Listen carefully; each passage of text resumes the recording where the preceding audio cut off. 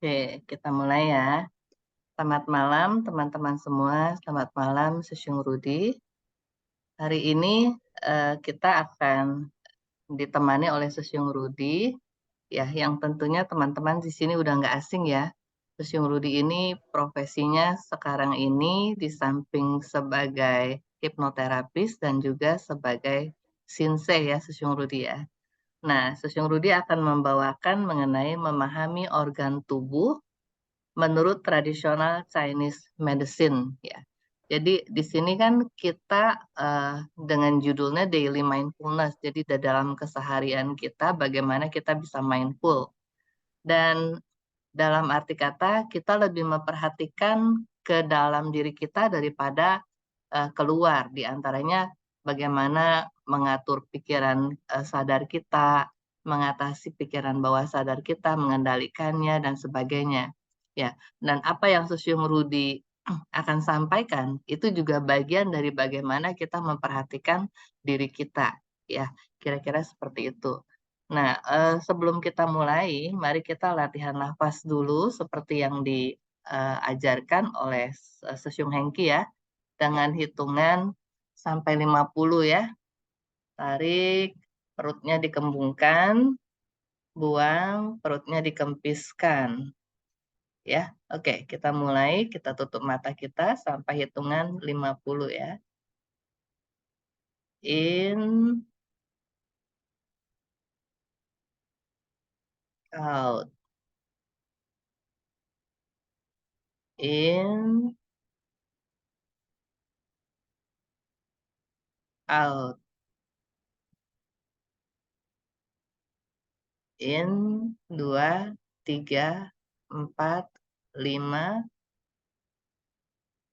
out, 7, 8, 9, 10.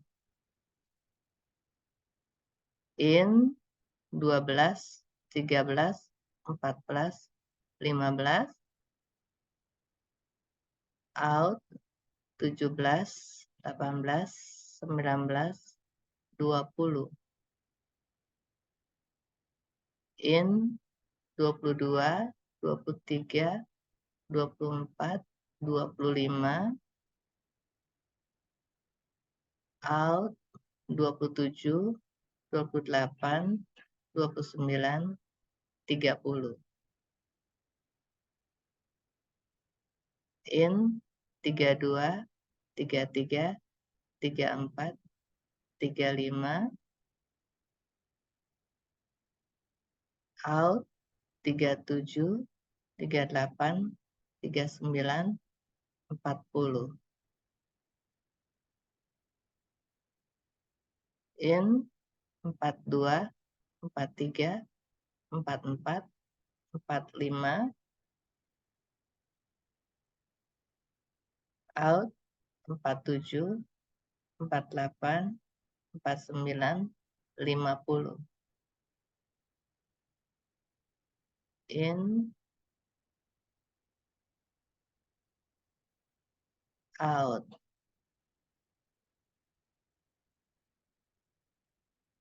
In,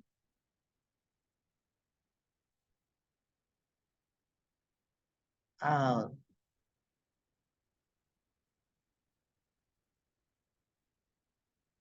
Oke, teman-teman, kita kembali ke layar. Ya, Susyung Rudi udah siap? Oh, sudah. Oke.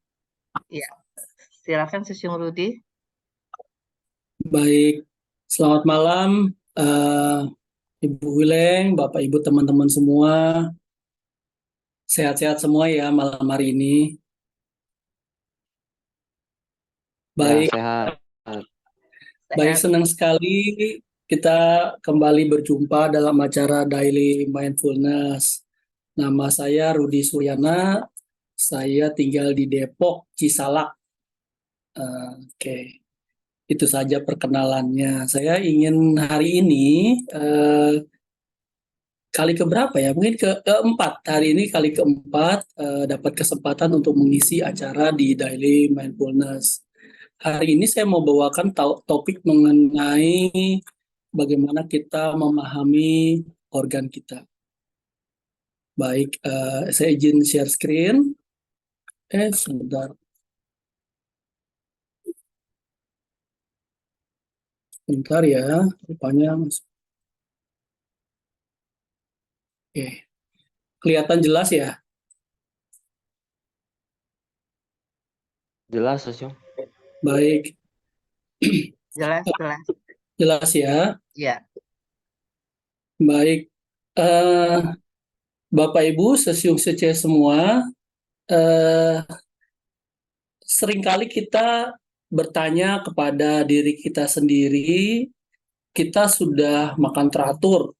Saya udah banyak makan sayur, makan buah, saya rajin olahraga, jalan pagi misalnya. Saya juga sudah minum cukup, saya juga istirahat 8 jam sehari. Tetapi pertanyaannya, kenapa saya bisa sakit ya? Kayak sekarang lagi musim batuk, bukan cuman Ibu Huleng nih, banyak sekali yang lagi batuk ya, karena memang belakangan lagi musim panas, tapi juga tiba-tiba hujan. Perubahan-perubahan cuaca itu seringkali membuat kita menjadi sakit. Nah, secara umum di dalam kitab pengobatan itu 4 penyebab penyakit itu. Yang pertama pikiran, ini pikiran nomor satu, bukan makanan, bukan cuaca, bukan yang lain-lain. Jadi pikiran dulu. Ketika pikiran kita merasa bahwa, aduh kayaknya mau sakit nih, beneran jadi sakit. Jadi, jadi dalam pepatah Chinese itu dikatakan yitao citao ya. Jadi ketika kita berpikir apa, ya jadilah seperti itu. Makanya kita harus benar-benar jaga kita punya pikiran, jaga kita punya kehendak, kita punya apa ya niat, wah saya pengen begini nih, ya jadilah, sebetulnya semua pada akhirnya akan mendukung ke arah sana. Kemudian di lain pikiran, selain pikiran tentu makanan ya, makanan macam-macam ya. Kalau kita mau sehat tentu kita harus banyak mengurangi makanan-makanan yang kira-kira mengganggu. Kalau misalnya kita sekarang lagi eh, eh, apa ya, lagi musim yang dari musim panas tiba-tiba hujan gini, sebaiknya juga memang menghindari makanan-makanan yang bersifat goreng-gorengan misalnya. Kalau misalnya kepengen-kepengen banget ya makanan tumis masih boleh, tetapi tentu cara menumisnya jangan sampai minyak terlalu panas ya. Kemudian tadi saya bilang cuaca, kemudian juga yang juga nggak kalah pentingnya nih, hukum sebab akibat. Kita nggak bisa tolak ketika sesuatu yang memang menjadi hak kita ya, karma buruk berbuah ya, kita terima dengan hati yang damai. Nah, secara tradisional Chinese medicine ini sebetulnya oke lah, bisa banyak di situ ada cuaca yang berubah dan lain sebagainya, tetapi kita itu sebetulnya punya namanya mekanisme pertahanan diri. Nah, tubuh itu sebetulnya kita punya pertahanan. Yang pertama itu kita punya paru-paru ya. Sumber-sumber energi kita itu dari udara nih, dari masuk ke paru-paru menjadi energi yang namanya qingqi. Kemudian kita juga makan, diolah menjadi saripati makanan namanya qingqi ya. Kemudian bergabung nih qingqinya menjadi ya, energi yang berasal dari udara dan energi yang berasal dari saripati makanan bergabung menjadi energi di paru-paru namanya Chongqi. Nah, di luar itu semua sebetulnya kita juga punya warisan dari kedua orang tua kita yang namanya Yuanqi. Energi ini berada di ginjal. Jadi energi yang ginjal ini merupakan energi bisa dibilang warisan, apa sih, deposito. Dia jumlahnya tetap tidak bisa bertambah, yang bisa adalah berkurang. Jadi kalau misalnya kita kurang merawat ginjal kita dengan baik, misalnya sering begadang, kemudian kita juga lebih banyak ngopi daripada minum air putih, atau misalnya dari sisi Maaf, kadang-kadang kita juga ada orang-orang yang misalnya menggunakan apa sih seksual secara berlebihan ya, sehingga UNC-nya semakin lama semakin berkurang. Nah, ketiga macam energi ini berkumpul di Tantien. Tantien itu posisinya ada di 3 jari di bawah pusar. Jadi itu bisa dibilang sumber energi kita. Energi yang di Tantien disebut Senchi ya. Nah, energi ini menjadi pertahanan luar dan pertahanan dalam. Pertahanan luar itu lewat kulit, lewat bulu, lewat rambut ya. Itu disebut Wei Qi. Jadi itu pertahanan luar kita. Misalnya kalau kita kena udara dingin tuh biasanya kulitnya mengkeret ya. Dia menahan angin supaya tidak masuk. Tetapi kalau kita berkeringat, dia akan melebar, dia mengeluarkan kalau panas, dia akan melebar, dia mengeluarkan keringat, cairan kelebihan cairan tubuh pada uh, uh, tubuh kita. Kemudian untuk di dalam ada yang namanya pertahanan dalam melewat organ Chang dan Fu ya. Ya, ini yang nanti kita mau bahas nih, pertahanan di dalam organ Chang Fu. Kalau misalnya di dalam medis barat itu disebut sebagai organ tubuh seperti kayak jantung, paru-paru, liver dan lain sebagainya. Tapi kalau di Chinese medicine organ ini kita bagi menjadi 2 kelompok, organ Chang dan organ Fu. Gampangnya gini, organ Chang itu organ yang padat, organ Fu itu adalah organ berongga. Ayo, kira-kira ada yang tahu nggak organ padat di dalam tubuh kita apa? Dan organ berongga itu apa? Ada yang tahu nggak? Organ padat, kasih contoh jantung ya. Nah, jantung temennya kalau di Chinese medicine itu adalah usus halus ya. Apa Jadi kalau hubungannya jantung sama usus halus ya? ya, nanti kita akan kasih lihat prosesnya ya. Jadi eh, ini saya sampaikan bahwa organ Chang itu adalah organ yang padatnya, organ Fu adalah organ yang berongga. Jadi nanti masing-masing setiap organ itu punya pasangan. Misalnya jantung dengan usus halus, hati dengan empedu misalnya, kemudian limpa dengan lambung, paru-paru dengan usus besar, ginjal dengan kandung kemih. Nah, materi ini sebetulnya udah berapa bulan, sebulan lebih ya, sebulan lebih udah pernah disampaikan. Jadi seperti ini. Nah, ada yang enggak ya? Nah, ini ya. Uh, kita tahu bahwa di Chinese medicine organ itu kita bagi berdasarkan tadi organ Chang dan organ Fu. Organ Chang itu organ yang padat yang ini ya. Organ Fu adalah ini. Nah, ini yang dilingkari ya. Nah, kenapa tadi pertanyaan Ibu adalah kenapa jantung pasangannya sama usus kecil? Itu sudah dari sananya begitu, Bu.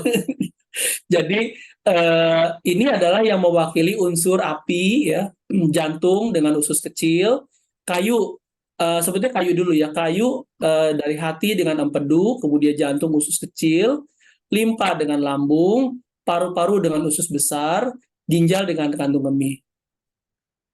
Ya, jadi kalau misalnya dari sisi uh, 5 unsur, bentuknya seperti ini kira-kira. Jadi kayak tadi misalnya api dengan apa? Isinya adalah jantung dengan usus kecil ya. Nah, setiap unsur satu sama lain itu saling menghidupi. Misalnya, kenapa bisa kayu itu bisa mengobarkan api? Api bisa menghasilkan tanah, tanah bisa mengandung logam, logam uh, bisa mendukung air, air bisa menghidupkan kayu dan seterusnya. Sehingga kalau kita nanti hubungkan antara bahwa eh, elemen-elemen ini dengan organ, misalnya tadi eh, kalau kita mau jantungnya kuat, maka livernya juga harus kuat, gitu. Sehingga kalau livernya tidak kuat, jantungnya akan menjadi lemah dan seterusnya. Ini adalah sebuah pola yang sudah terjadi demikian. Nah, aplikasi dari ini macam-macam nih. Ketika kita mau terapkan ke akupuntur, kalau misalnya jantungnya lemah, bisa dari sisi titik jantungnya diperkuat atau dari unsur livernya kita yang perkuat dan seterusnya ya. Kita nanti bisa mungkin satu sesi kita akan bahas lagi mengenai yang 5 unsur ini karena seru banget nih bahas 5 unsur. Anyway, kita mau bahas masalah organ saat ini ya. Nah, Bapak Ibu sekalian, maaf saya sambil minum sebentar. Ya tentu kita pernah ke berobat ke Shinsei. Kalau Shinsei itu pengobatannya tidak pakai lab ya. Jadi ada di sana ada pengamatan, ada kita mendengar, ada juga lewat penciuman ya. Kemudian juga ada pertanyaan dan ada perabaan. Nah, sehingga dihasilkan diagnosa. Diagnosa itu apa? Untuk mengetahui kondisi Qing, kondisi yang energinya kita, ya, Qi dan Shen, dan juga Qi, Xie ya. Qi energi, ada juga ada darah, ada Shen di sana, ada jiwa, ada emosi ya. Nah, ini tadi disampaikan, ini organ, peta organ ini adalah peta organnya versi Chinese ya. Jadi kayak gini nih, orang zaman dulu kan mungkin nggak dibelek ya, tapi ngelihatnya kayak gini nih, paru-paru bentuknya kayak daun-daun seperti ini. Ya itulah kearifan yang zaman bahulanya. Nah, kita kembali ke organ tadi yang saya sebut sebagai organ Changfu ya. Chang itu yang tadi, yang uh, apa namanya, padat, yang ini organ Fu yang kecil. Baik, ini saya akan skip dulu. Nah, kita akan satu persatu membahas terkait dengan organ ini ya. Jadi kalau di Chinese medicine, sebentar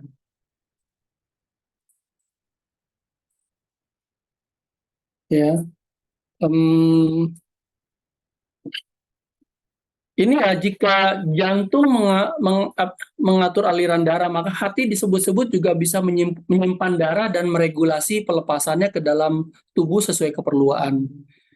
Nah, ini juga menjelaskan kenapa orang-orang Chinese mengaitkan hati dengan siklus, misalnya menstruasi wanita ya. Kemudian juga kenapa mereka seringkali menangani masalah-masalah uh, uh, terkait dengan kelemahan dengan mentonik hati.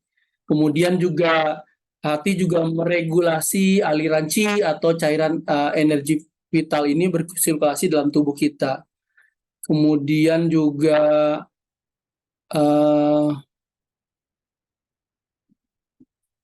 hati juga disebut sebagai menyimpan jiwa, yang merupakan konsep yang memang mungkin agak sedikit aneh, tetapi di dalam Chinese medicine dianggap bahwa jiwa itu disimpan di dalam hati ya. Kemudian sering disebut juga, pernah dengar istilahnya, oh itu orang hun-hunnya hilang tuh ya, pernah nggak? Nah itu sebetulnya di hatinya sudah mulai kurang ya secara fungsi. Kemudian juga uh, uh, ini juga bisa terlihat di kuku ya, kalau misalnya Suci pernah lihat orang yang kukunya agak putih-putih, rapuh, itu juga merupakan ciri dari kondisi hati yang lemah. Atau misalnya kita seringkali nyeri di bagian tendon atau urat kita, nyeri di bagian lutut, otot-otot di bagian kaki. Nah, itu juga ciri bahwa hati kita sedikit bermasalah. Kemudian juga jika mata kita juga sedikit bermasalah, ya memang juga berkaitan dengan hati. Nah, dalam hal emosi, hati juga menyimpan yang namanya kemarahan. Ya, kalau misalnya kita marah berlebihan, bisa menimbulkan hati menjadi naik, sehingga menimbulkan sakit kepala ya. Ini bisa jadi tensinya naik dan lain sebagainya. Sorry, saya juga lagi batuk. Kemudian tensi naik, wajah merah, pusing. Nah, ini saya ada satu contoh kasus, kebetulan belum lama saya menangani satu orang, katakanlah Tuan A, dia marahnya banget ketika istrinya pergi, itu nggak bilang-bilang sama dia. Istrinya pergi sebetulnya cuma mau ke rumah anaknya saja, tetapi karena dia merasa istrinya tidak tidak bilang, maka emosinya naik. Dan ketika emosinya naik, tetangganya ngedapetin bahwa sang bapak ini sudah tersungkur gitu, dan di situ terjadi penyumbatan. Nah, akhirnya dibawa ke rumah sakit, untung saja masih dalam tahap penyumbatan, tidak ada pecah pembuluh darah di otaknya. Sehingga akhirnya dirawat, dan kebetulan saya bantu nanganin untuk proses pemulihannya. Maaf. Dan ketika proses pemulihan itu, akhirnya dia cerita, bukan bukan si pasiennya tapi istrinya cerita bahwa karena istrinya nggak pamit dan akhirnya menimbulkan marah yang berlebihan.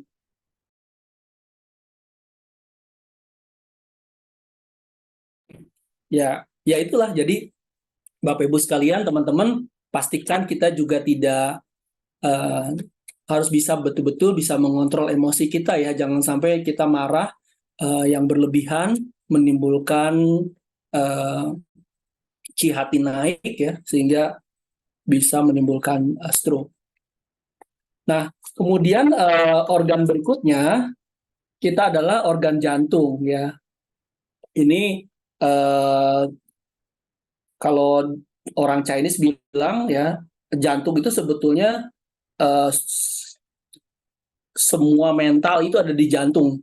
Jadi bukan hanya di otak, tetapi banyak yang terkait emosi, yang terkait dengan pemikiran itu ada di jantung. Kemudian juga mengatur sirkulasi dan pembuluh darah, kita tahu ya. Ini kalau ini sih secara umum Barat juga demikian. Kemudian juga jika terjadi ekses itu bisa terlihat di warna kulit wajah. Kalau misalnya kita jantungnya over ya, atau overheat atau apa, biasanya wajahnya merah ya. Kemudian bisa dicek juga dengan lidahnya memang merah dan lain sebagainya. Kemudian ini yang juga menjadi penting nih, kalau di tradisi Chinese, gembira yang berlebihan juga bisa menimbulkan pukulan yang berat bagi jantung. Pernah dengar nggak ada orang yang dapat lotre bisa meninggal, Bapak Ibu? Ya, jadi ini juga salah satu contoh gembira yang berlebihan. Kemudian kepanikan misalnya kita melihat orang yang terjadi kerusuhan dan sebagainya, itu menimbulkan kepanikan. Bisa juga kegembiraan yang berlebihan ini diartikan sebagai orang pendemo misalnya. It's not good thing gitu kalau di Chinese ya, beda dengan di barat, di dunia barat ya. Gembira dalam pengertian yang memang benar-benar berlebihan. Itu dari sisi jantung. Kemudian eh, limpa ya. Limpa ini mengendalikan pencernaan. Jadi bukan mengendalikan pencernaan dalam pengertian begini. Eh, Ketika organ lambung mencerna makanan, itu dia menyalirkan cairan jernih atau yang disebut sebagai vitaminnya atau sumber saripati makanannya itu ke limpa. Nah, cairan keruhnya baru masuk ke usus halus dan usus besar ya. Jadi seperti itu yang disebut sebagai mengendalikan pencernaan. Kemudian juga ada mengendalikan anggota badan dan termasuk juga daging, menjaga darah dan pembuluh darah, dan juga menyimpan tujuan atau tekad nih. Jadi kalau tekadnya kurang kuat ya, itu katanya limpanya juga kurang kuat. Nah, cek deh sama kita sendiri. Kita kalau punya tekad cukup kuat nggak untuk terus ngejalanin? Kalau Ibu Wilen sih saya tahu tekadnya kuat banget ini. Setiap hari Rebo ya, bikin ini terus. Ya, Kanan Susyung berkat dukungan teman-teman. ya, ya. Dan teman-teman semua di sini ya. Kemudian eh, ini juga berhubungan dengan mulut. Jadi kalau misalnya bibir kita cenderung menggelap ya atau pecah dan sebagainya, itu juga salah satu ciri bahwa limpa kita lemah. Kemudian dari sisi emosi, ini khawatir yang berlebihan. Kenapa emosi khawatir berlebihan juga bisa mengacaukan qi jantung. Nah, eh, belum lama saya dapat satu pasien hipnoterapi ya. Jadi dia datang bilang bahwa dia eh, bilang bahwa tubuhnya ini selalu keluar keringat. Saya cek secara Chinese medicine semuanya baik ya, maksudnya dia juga cek ke lab semuanya baik, tidak ada hal yang mengganggu. Dia cek ginjalnya semua sehat, semuanya bagus gitu ya. Bahkan hasil labnya semua darahnya juga sangat bagus. Dia ini dulu pernah menjadi seorang anggota dewan, pernah di partai politik. Saya tanya kemudian, apakah ada yang membuat khawatir? Dia bilang, kayaknya saya terlalu khawatir masalah negara deh. Oke lah, dia orang politisi ya. Kita akhirnya gali cerita-cerita kenapa dia khawatir. Dan kalau di hipnoterapi itu kita bukan cuma melihat kondisi yang sekarang, tetapi kita juga mencari tahu kenapa dia bisa khawatir. Ternyata dia punya kekhawatiran yang lain. Dia pernah juga khawatir dengan keluarganya, terus juga pernah ada masalah dengan istrinya sampai akhirnya divorce dan lain sebagainya. Kekhawatirannya itu, nah terakhir ketika kekhawatirannya itu diselesaikan, saya tanya, sekarang gimana? Lebih enak. Terus dia ngerasa bahwa keringatnya menjadi lebih normal. Nah, kita tahu bahwa kekhawatiran yang ini bisa mengacaukan si jantung. Kalau misalnya jantung juga salah satu organ yang bertanggung jawab terhadap keringat kita. Ya, jadi ya seru ya. Jadi kita mulai memahami nih metode yang secara seperti ini. Nah, berikutnya kita masuk ke paru-paru. Paru-paru itu mengendalikan qi dan pernapasan sudah pasti ya. Kemudian menjaga aliran, kemudian masih tetap bagus, lembut.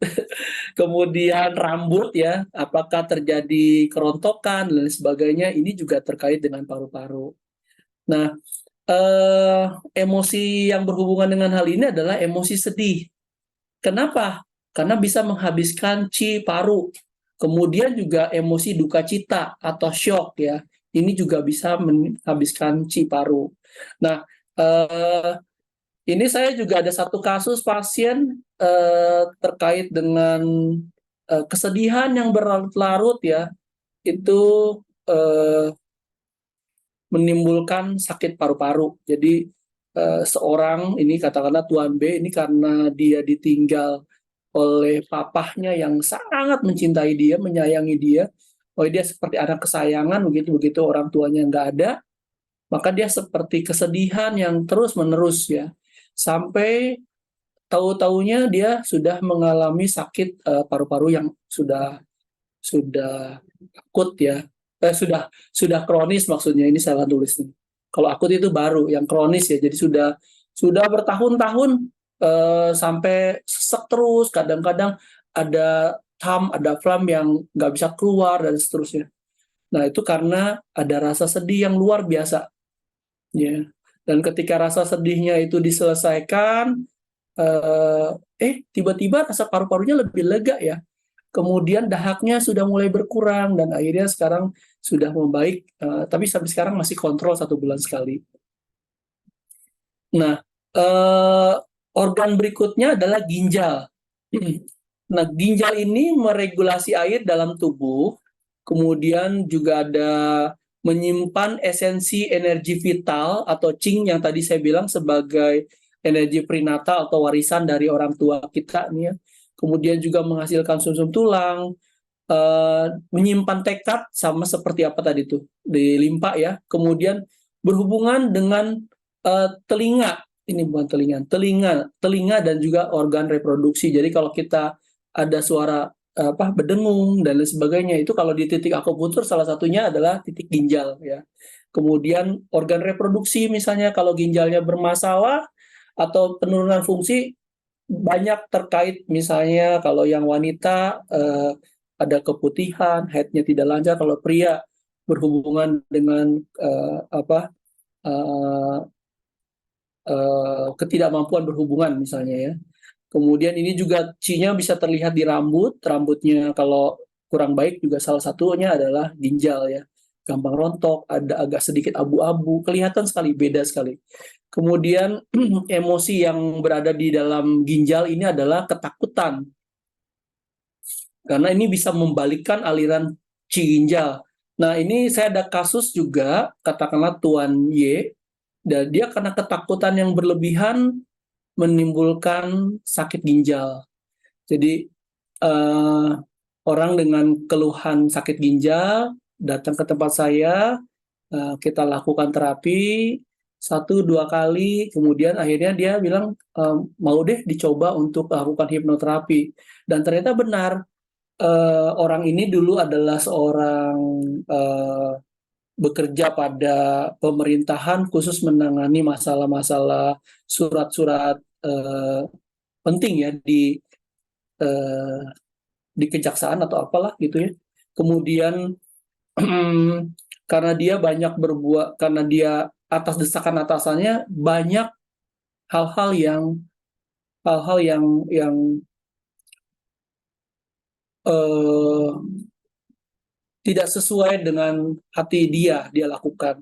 Dia banyak memasukkan dokumen dan lain sebagainya. Sementara itu adalah perintah dari atasannya, ya. Dan ketakutan yang berlebihan ini dia sampai pergi ke satu kota lain untuk sekedar lari dari kejaran-kejaran tugas kepolisian gitu ya. Akhirnya dia kabur, dan setelah kembali ketakutannya masih belum reda, sampai akhirnya uh, terkena masalah di ginjal. Ya setelah itu emosinya diselesaikan, ya kondisinya membaik dan sekarang sudah normal seperti sedia kala. Nah kemudian organ-organ lain ya, uh, seperti yang ini adalah organ Fu ya, yaitu kandung empedu ya, melalui daya pencair dan seterusnya. Saya tidak akan banyak bahas terkait organ-organ Fu ya. Ini ada kandung empedu, ada lambung, ada usus kecil, usus besar, kandung kemih ya, dan juga sanqiao. Sanqiao itu kalau di uh, Chinese medicine dianggap bahwa tubuh kita ini dibagi menjadi 3 bagian nih. Ada 3 qiao. Disebut qiao bawah itu dari Mingmen tadi sampai ke area pusat, kemudian dari pusar sampai ke ulu hati, dari ulu hati sampai jantung disebut sebagai qiao atas. Sebentar ya.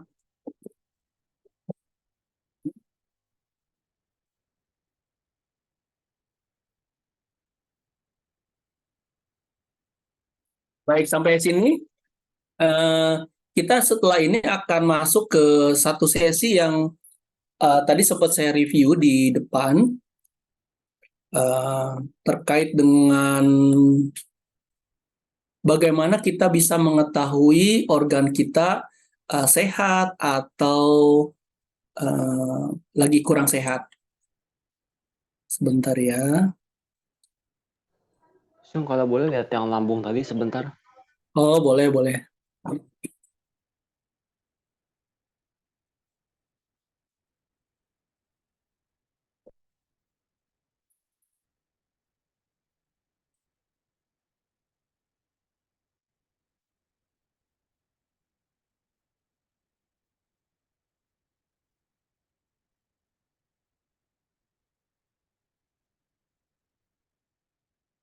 Kelihatan, Jung?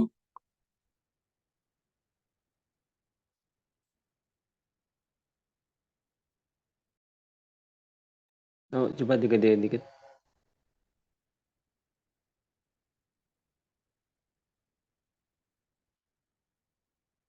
Yang sebelum ini ya, yang ada lambung ya.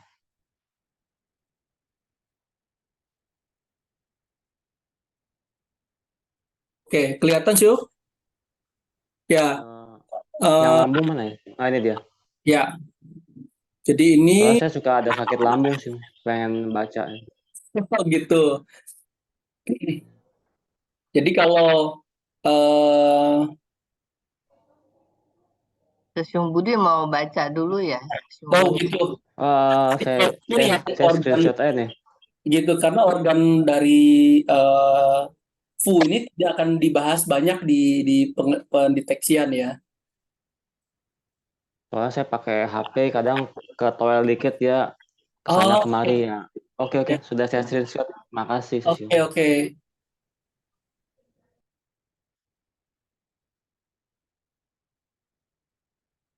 Baik, sementara itu ya yang saya bahas terkait dengan organ, kita sekarang akan masuk ke satu sesi di mana kita mau melakukan pemeriksaan bagi organ kita. Gimana Sesium Sece, setuju nggak? Yuk, kalau gitu saya Setuju. minta Setuju, tolong setuju. karena ini nanti kita mau ada praktek, eh, coba deh di deketnya ada yang kayak buat ganjel bagian bawah, boleh berupa bantalan, boleh tisu, boleh kain atau anduk digulung juga boleh. Ada nggak? Oke, bentar. Ada ya? Ya kayak gini nih, kira-kira ada bantalan di bawahnya ya. Kalau bantal besar boleh nggak, Siong? Boleh. Tapi nanti jangan lanjut bobok ya. Iya. Oke.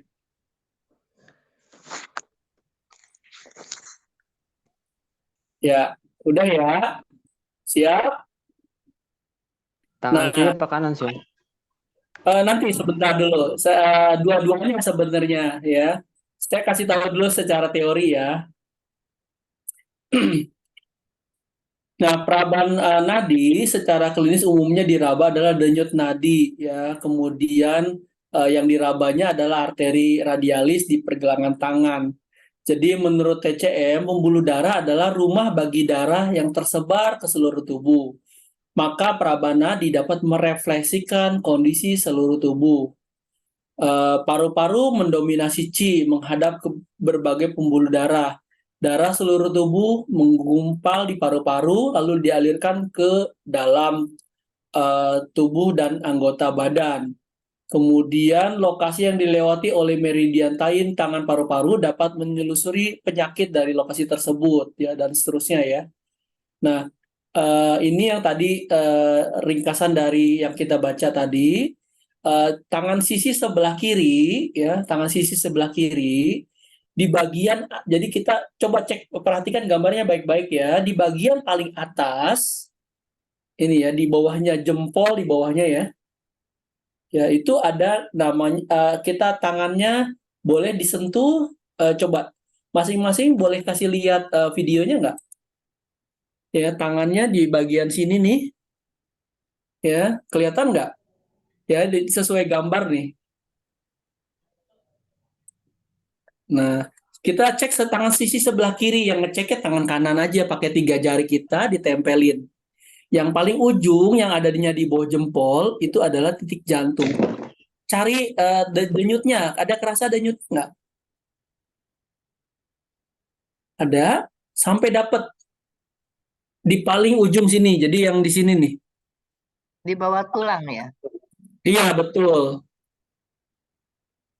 Ini persis dengan gambar ini sangat persis kok. Jadi ini adalah sejajar ya. Kelihatan? Yang paling ujung adalah jantung. Kalau udah ketemu, tinggal ngikutin jari tengahnya dan jari manisnya. Jadi kayak tangan saya gini ya. Gimana, kelihatan nggak sih? Dapat, dapat. Dapat ya? Oke. Nah, kalau kita udah dapat, berarti ingetin ya, bagian yang sisi paling ujung adalah jantung, yang tengah adalah hati, jari manis kita adalah ginjal. Masing-masing ada berdetak ya. Coba deh rasain masing-masing. Yang paling ujung jantung ada detaknya, yang tengah yaitu hati atau liver juga ada detaknya, dan jari manis saya pakainya begini jadinya ya tangannya karena begini aja nih. Kelihatan nggak? Kok Dari saya bawah nggak sambilnya. Hah? saya nggak dapat. Ayo, jangan-jangan nggak Gerakannya begini nih, begini, Kak Si September. Mary. Ya Gerakannya kalau begini, Susyung Rudi lebih dapat. begini nih. Kalau begini, Dibalik lebih dapat. ya dibalik Kenapa? lebih dapat. Gini. Ya, kalau Ya, lebih dapat. begini, tapi kalau buat diri sendiri boleh begini. Jadi Dari belakang, Sosya. Iya, iya, iya. ya, saya coba cek dulu, udah dapat belum? Lebih dapat kalau dari belakang. Ya, benar. Jadi yang paling sisi ujung jantung, yang sisi tengah adalah hati atau liver, yang paling paling jari manis adalah ginjal. Masing-masing dapat detaknya ya. Dapat Detaknya sama kan ya, jadi satu kesatuan. berbeda sebetulnya, tapi mungkin juga ada yang sama. Tapi sebetulnya ini berbeda. Hmm, Mm-mm. Masing-masing dapat ya, tapi di satu baris yang sama, Bu. iya, Di satu baris yang sama. Sudah dapat ya? udah. Oke, sekarang coba kita cek sisi sebelah kanannya. Yuk, kanannya berarti posisi juga kayak tadi kebalik. Nah, ini yang paling ujung yang di jari telunjuk itu adalah paru-paru. Yang tengah adalah organ limpa. Berikutnya adalah mingmen. Mingmen itu area tadi disebut mingmen itu adalah termasuk di dalamnya ada ginjal, ada organ reproduksi di situ ya. Jadi seperti ini juga. Di saya tangan kanan lebih berasa nih. Lebih berasa ya. Sudah dapat semua.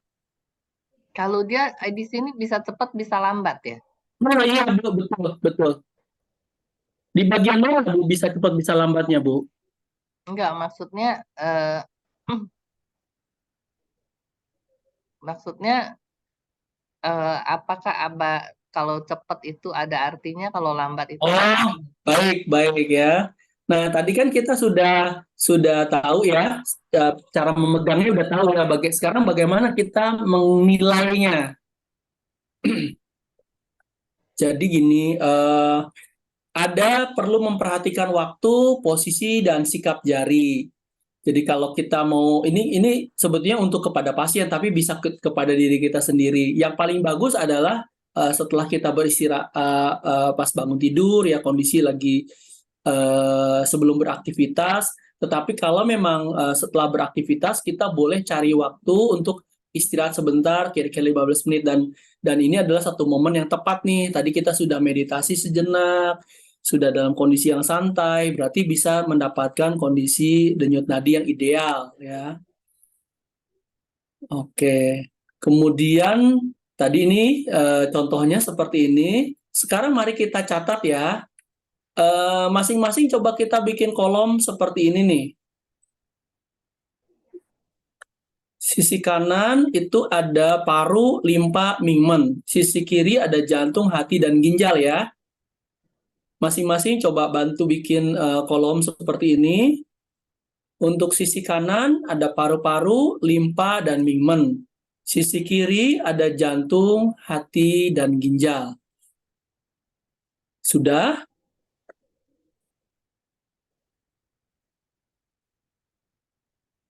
Sudah ya? Nah, sekarang mari kita sama-sama hitung. bentar, Syung, ambil pulpen dulu tadi. Oh, oke. Ya. Balik. Tapi kalau ini hafal nggak kira-kira? Kalau misalnya nggak pakai pulpen, hafal nggak? Sisi kiri belum. jantung, hati, ginjal. Kanan paru, limpa, dan mingmen. Ayo, bisa ya? Baik. Nah, mari kita sekarang mencari tahu yang disebut sebagai nadi normal ya. Nadi normal itu kayak apa sih? Sebelum kita cari yang aneh kan kita tahu yang normal dulu ya Bu ya, teman-teman semua.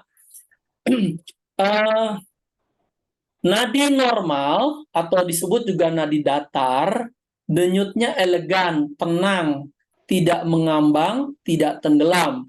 Jadi kalau misalnya saya analogikan ada sebuah eh, anggap ini kelihatan nggak?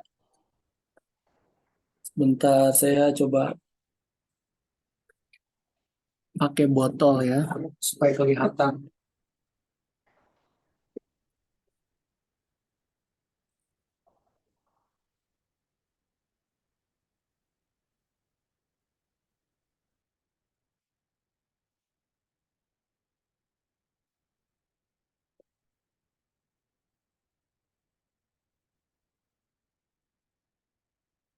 Bentar gambar saya masih saya ini dulu.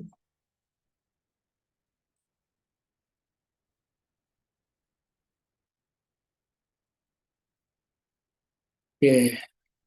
Ya, ini contohnya adalah nadi kita nih. Ada nadi yang disebut nadi mengambang, katakanlah di permukaannya. Kemudian nadi normal itu ada di tengah.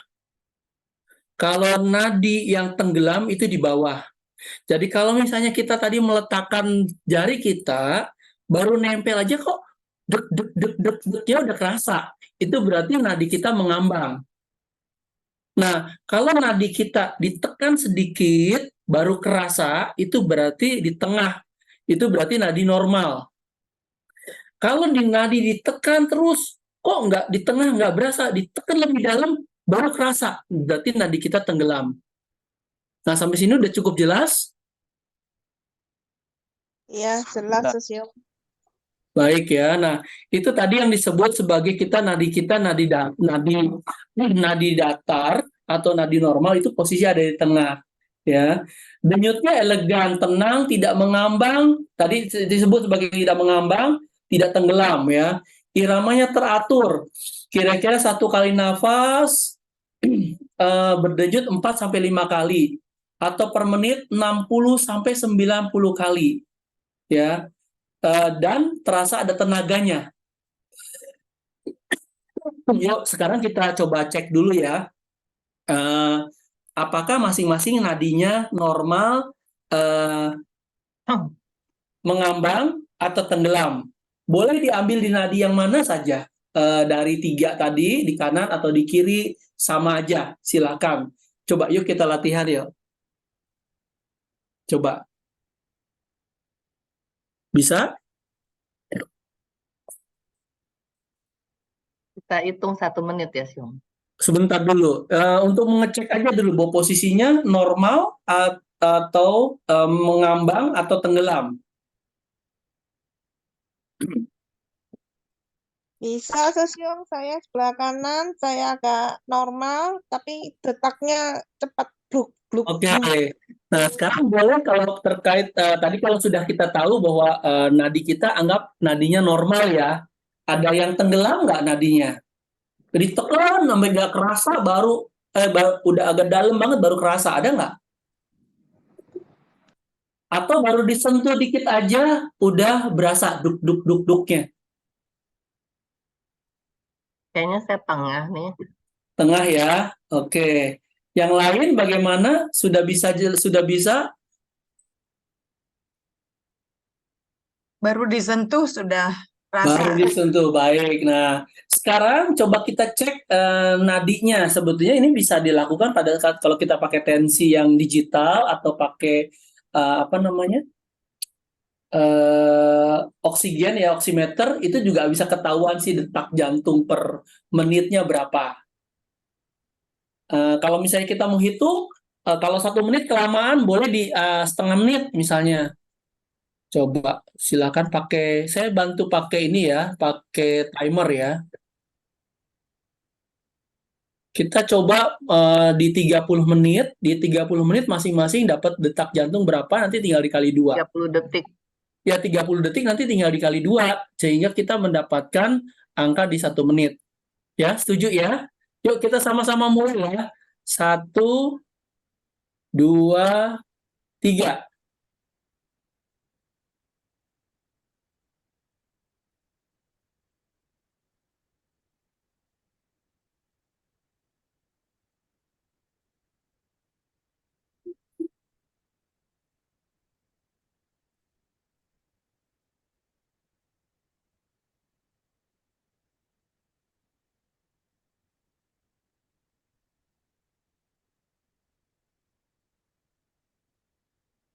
Top. Ya, dapat berapa?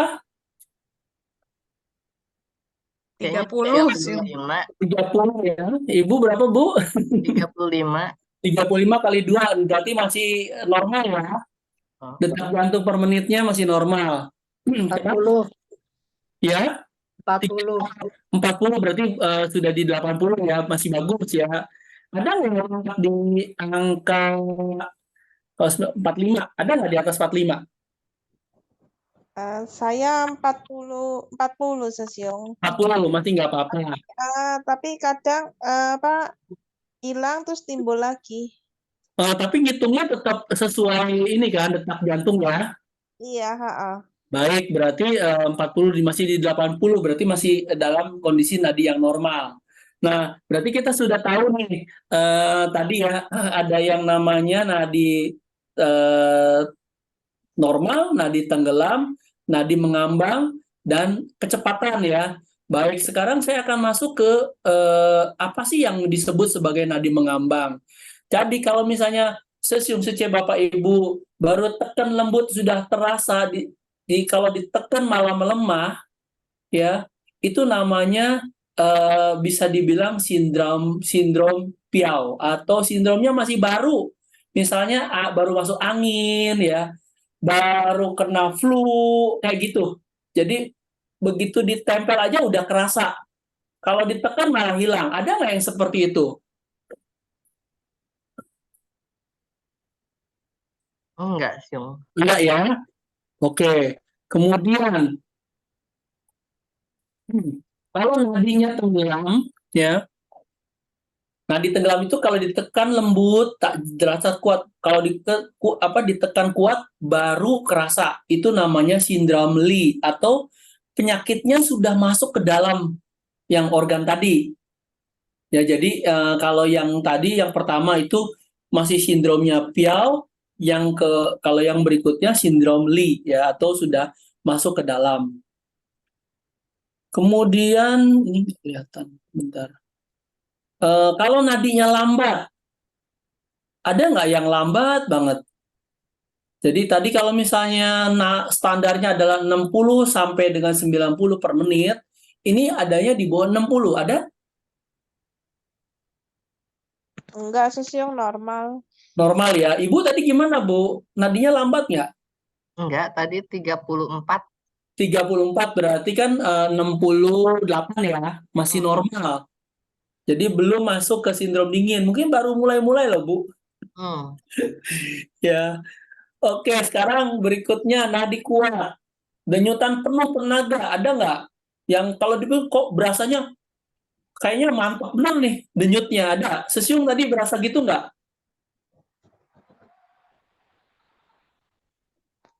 Sesium siapa nih?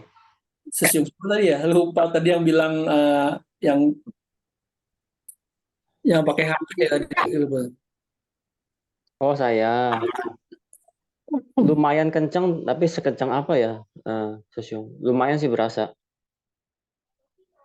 Nah, itu ada kemungkinan adanya ekses panas di dalam tubuh. Hmm. Berasa panas nggak, Sesium? Sering gerah, Nah, ada rasa gitu nggak? sering apa? Suka gerah, Biasa aja sih. biasa? Agak berat, ya biasa aja. Oke. Ada nyeri-nyeri otot nggak? Nggak ada sih. Tapi kalau misal kita olahraga bungkuk-bungkuk gitu ya paling ada sakit sedikit di punggung kalau lagi olahraga. Tapi kalau Oh, lagi jalan biasa sih nggak ada. ya, ya, ya, ya, ya. Masih aman berarti. Kemudian ada Wah, lagi, makasih. nah yang disebut sebagai nadi licin ya. Ini biasanya kalau orang lagi hamil ini biasa ketahuan. Nadi kasar dan sebagainya ini banyak ya. Jadi kalau misalnya paling tidak Bapak Ibu sesiu-sesiu mulai tahu gimana kondisi tubuh saya dari 3 area tadi dicek satu-satu tuh. Jantungnya gimana? Kemudian kalau jantung, kemudian juga limpanya bagaimana, kemudian mingmennya bagaimana, kemudian di sisi lain paru-parunya bagaimana dan seterusnya. Jadi kita bisa lihat satu persatu kondisi nadi sehingga kita bisa tahu, oh organku bagus kok, normal. Misalnya paru-parunya gimana nih? Sisi sebelah kanan, cek aja. Oh, detak jantungnya bagaimana, detak nadinya bagaimana paru-paru saya. Kemudian apakah dia lambat atau cepat, atau dia mengambang, tenggelam atau normal. Ya, mudah-mudahan bisa jadi bekal kita nih untuk bisa ngecek kondisi kesehatan sendiri ya. Nah, ini yang lainnya masih banyak sebetulnya ya, ada nadi tipis atau nadi halus, nadi besar, nadi tegang ya. Ini terkait dengan tadi tuh yang sesiung yang merasa ada rasa, nah ini macam-macam ya. Sorry. Hmm.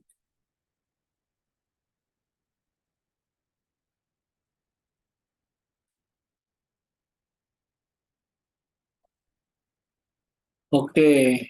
Sampai sini ada pertanyaan sesiung suci? Saya stop dulu ya. Saya mau tanya Sesiung. Nah, gimana? Gini, saya tinggal di Glodok, pernah ngobrol nih sama Sinse yang lewat. Kayaknya mereka sekarang itu ada yang ngomong gini, mau sekarang Sinse ini kan sudah agak berkurang ya di Glodok Pancoran karena mungkin penerusnya nggak semuanya mau nerusin. Hmm. Nggak semua toko obat punya Sinse. Dulu yang ada Sinse sekarang udah pensiun misalnya. Tapi yang masih ada bilang gini mas saya, kamu boleh cek, tapi kamu juga cek lab dulu ya. Habis cek lab nanti bawa hasilnya ke tempat saya, baru saya mau terima, baru dia periksa gitu. Apakah itu udah trendingnya sekarang? Sesium pernah dengar nggak? Ataukah cek lab itu benar untuk memaksimalkan ada apa analisa dia gitu? Ya, itu berarti sinsenya udah modern, Sosio. Jadi kalau zaman Oke. memang pengobatan Chinese ini nggak pakai lab ya. Jadi kita menganalisanya dari nadi, kemudian juga lidah. Nanti kapan-kapan kita bisa ngobrolin tentang lidah. Jadi dua pendekatan itu sebetulnya. Kemudian kan tadi yang lihat dari kondisi fisiknya, dia jalannya bagaimana, kemudian aromanya, kemudian juga cara dia bicara, kemudian dari kulit, di pengamatan, dari tanya jawab dan sebagainya, itu yang menjadi dasar kita untuk melakukan analisa sebetulnya. Nah, kalau dia nanyain lab, ya nggak ada salahnya juga sih. Jadi betul-betul mencocokkan nih, misalnya, oh dia orang lagi masalah apa, oh masalah eh, misalnya keluhannya di paru-paru, dia mau lihat rongsenan paru-paru, bener nggak nih analisa dia sama hasil rongsenan? Boleh-boleh aja sih Sesiung. Cuma biasanya sih nggak begitu. Kita kalau paru-paru misalnya ada bagian-bagian tertentu ditekan, sakit nggak ya, nyeri nggak ya? Kayak gitu itu bisa juga menjadi indikator. Gitu sih Siung. Itu memudahkan saja sebetulnya. Mungkin dulu itu biasanya ke Sinse dulu baru lab ya. Kalau sekarang Sinse yang ini mungkin bilangnya lab dulu, jadi sekalian biar nggak bolak-balik kali gitu ya. Iya, sama-sama meyakinkan sih sebenarnya.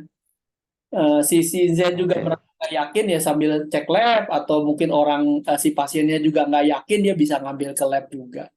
Tetapi Oh, mungkin dari pengalaman dia kali. kadang-kadang apa yang kita ketahui dari pengobatan Chinese medicine ini ya, itu di lab masih belum kelihatan Sesiung. Hmm. Itu jadi misalnya kita lihat nih, wah kok denyut paru-parunya udah mulai berbeda nih. Ternyata di hasil lab normal-normal aja. Bisa kejadian seperti itu juga. Gitu sih. Ya, karena lab itu kan mesin-mesin juga kadang-kadang berbeda-beda ya, Syung. Dan hal lain ya, pemeriksaan ini kan sifatnya sangat subjektif ya. Jadi misalnya buat orang yang sudah mulai terbiasa menyentuh ini, oh ini detaknya normal, oh ini sebetulnya nadinya itu tenggelam. Tapi kalau yang ini berasa yang memeriksakannya orang yang berbeda, enggak, aku itu normal, mungkin dia kurang tekan aja misalnya. Jadi sifatnya sangat subjektif. Nah, ini memang dibutuhkan jam terbang untuk melatih ya kepekaan kita. Nggak apa-apa, nanti Sesiung boleh belajar setiap hari, ngecekin, nadiku gimana ya, nadiku nih, oh udah mulai membaik, atau lama-lama feeling kita kuat kok. Gitu ya, Sung ya. Baik, kanan, Syung. Nah, baik, sesiung secia sekalian, tadi kan kita sudah tahu ya bahwa tubuh kita itu sudah punya fungsi begitu luar biasa di dalam kehidupan kita. Oleh sebab itu, mari kita sekarang sama-sama mengucapkan terima kasih. Kita coba sentuh jantungnya, tangannya boleh, tangan dominannya dipegang di arah jantung. Katakan terima kasih jantung, terima kasih selama ini sudah bekerja begitu keras membantu saya tanpa kenal lelah. Terima kasih jantung, terima kasih. Maafkan juga bila selama ini saya banyak melakukan kesalahan, banyak membuatmu terkaget-kaget dengan hal-hal yang mungkin harusnya tidak mengganggu kamu. Coba sekarang berikutnya kita juga sampaikan kepada organ liver kita. Terima kasih liver, terima kasih hati, terima kasih sudah bekerja begitu keras, sudah membantu banyak hal dalam kehidupan saya. Maafkan saya bila selama ini saya banyak mengganggu liver dengan kemarahan-kemarahan saya yang tidak perlu. Saya minta maaf kepada kamu. Kemudian sampaikan juga terima kasih kepada eh, limpa dan lambung ya, perut kita. Terima kasih limpa dan lambung. Terima kasih. Selama ini saya mungkin banyak memikirkan hal-hal yang membuat emosi khawatir berlebihan di dalam hidup saya. Oleh sebab itu, saya minta maaf kepada limpa dan lambung saya. Kemudian kita juga sampaikan terima kasih kepada paru-paru. Terima kasih paru-paru. Terima kasih, terima kasih. Kanan dan kiri ya. Terima kasih, terima kasih. Yang terakhir kita terima kasih kepada ginjal kita. Terima kasih ginjal. Boleh sambil elus-elus saja. Terima kasih. Mungkin selama ini saya sering banyak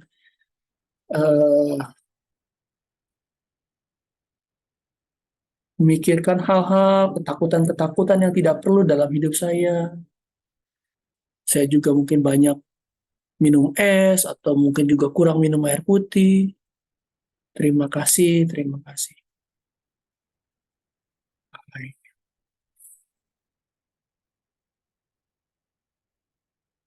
Baik, sesium setia sekalian, ada pertanyaan? Teman-teman, ada yang mau tanya? Silakan. Nanya Sesiung, Hmm, tadi yang ketakutan berlebihan itu di mana Sesiung ya? ketakutan itu di ginjal. Di ginjal. Hmm. Mau nanya Sesiung, kan banyak sekarang yang acara-acara yang untuk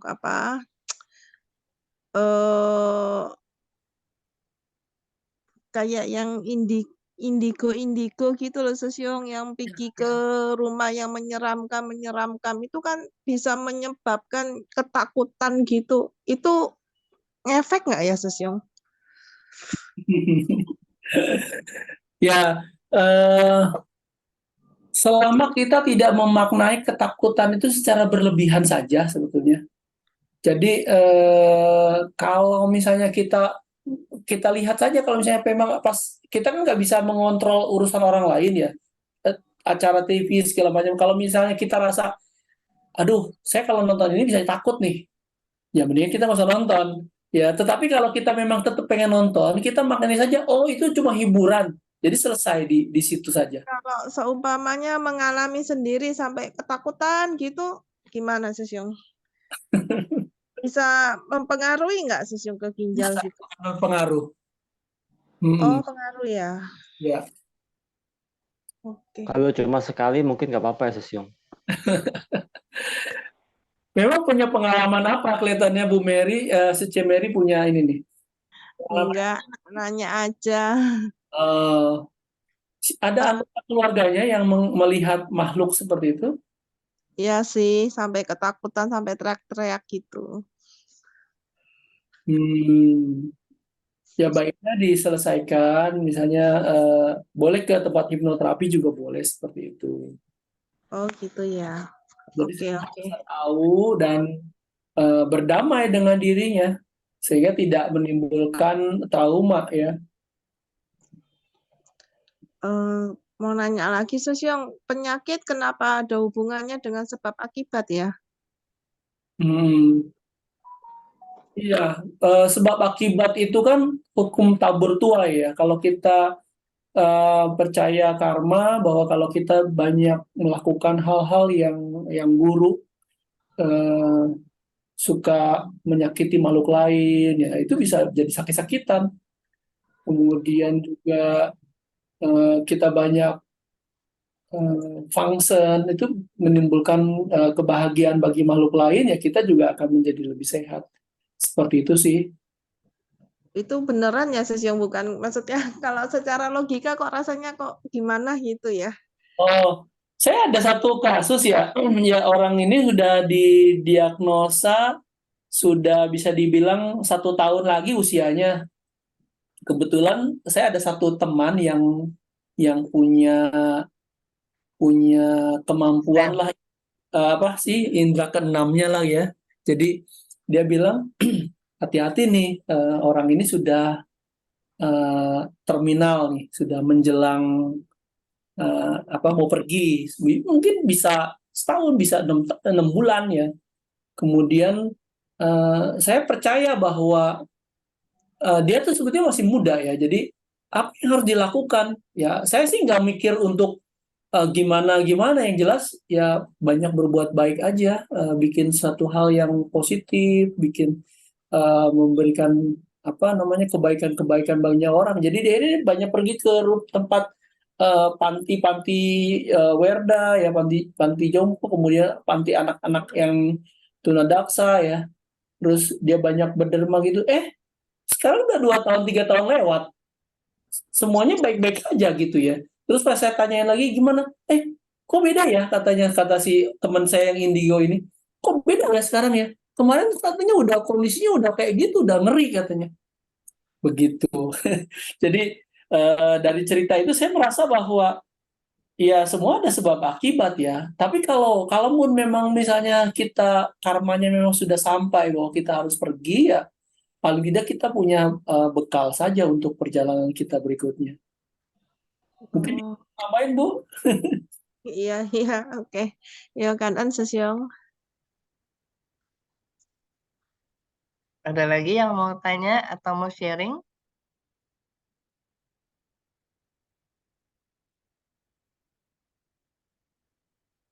Nah, untuk nanti berikutnya coba saya akan perdalam yang analisa tadi, nanti masuk ke lidah ya.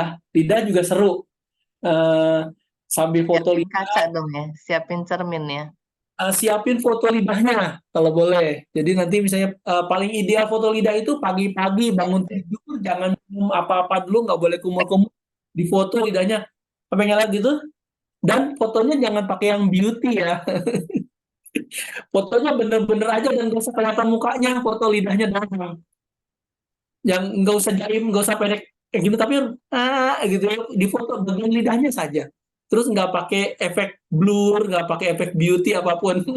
Jadi kita mau tahu detail dalamnya seperti apa, nanti kita akan bahas di pertemuan berikutnya, termasuk juga hubungan antar organ. Nanti kita sambil sedikit-sedikit ya masuknya, karena memang materi pengobatan ini banyak banget. Nanti mungkin juga ke depannya kita coba belajar sedikit-sedikit titik akupuntur. Kalau misalnya kita lagi batuk, titik-titik mana yang boleh kita tekan-tekan gitu ya Bu ya. Kalau kita lagi mulai misalnya nggak bisa tidur, apa sih? Nah itu juga boleh. Tip penting, itu penting. Penting ya Bu ya, baik. Oke, sementara itu saja ya Bu ya. Terus Yung, Ya, terus Yung, sedikit tips dong kalau buat sakit lambung, oh tipsnya sakit. apa nih? Titik paling penting di lambung itu adalah Cusanli ya. Cusanli itu di sini nih. ST36. Jadi ini dengkul ya. Kita taruh 4 jari mentok ke dengkul, di titiknya itu ada satu titik di sini nih. Namanya Cusanli. Atau boleh nanti di search di Google Cusanli atau ST36. Nah, itu titik Oke. utama di lambung. Jadi kalau misalnya memang nanti nyeri di bagian lambung, mual, boleh ditekan-tekan bagian itunya. Kira-kira ditekan-tekan selama 1 menit, nanti ditekannya boleh pakai cari benda tumpul aja ya, yang misalnya kayak kayak buat tinta nih, bagian ujungnya kan ini tumpul, nanti ditekan aja di bagian Cusanli atau ST36, silakan di googling ya, ST36-nya ditekan-tekan aja. Gitu, itu akan meredakan nyeri lambung, mual, termasuk juga ini titik yang sangat ampuh, orang bilang sebagai titik panjang umur, ya. Widih, mantap Sosyong, Kanan. Sama-sama. Oke. Hari ini kita belajar ilmu baru ya. Dan khususnya kita memfokuskan diri pada kita ya. Kalau Sosyung Rudi udah memfokuskan kepada para pasien, kalau kita memfokuskan sama kita dulu. Ya teman-teman, sekali lagi terima kasih kepada Sosyung Rudi ya. Kita hari ini juga latihan memperhatikan diri kita sama seperti sesi-sesi yang lalu. Dan ditunggu kelanjutannya Sosyung Rudi. Terima kasih teman-teman semua juga yang sudah berpartisipasi. Selamat malam, selamat beristirahat. Malam. Malam, Sosyong Sece. Kanan Thank ya, you, Sosyong Rudi. Sosyung Rudi. Kanan Dan Sece. Paleng, thank you Selamat juga, malam. Sece. Malam. Salam semua.